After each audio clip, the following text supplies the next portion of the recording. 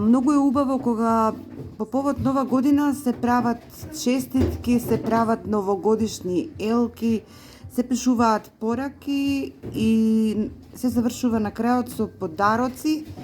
Значи една другарка на својата другарка овде си подарува подароци. Од каде ваква идеја?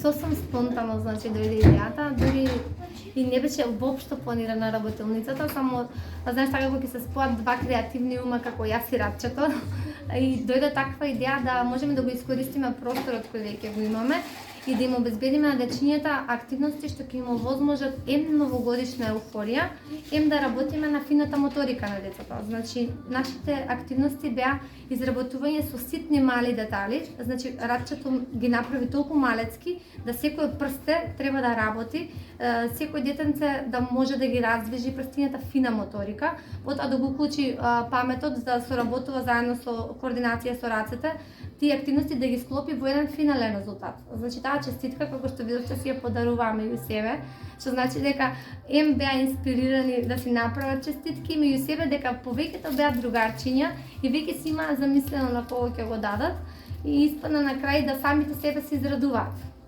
Значи нашите активности токму тоа го постигнаа.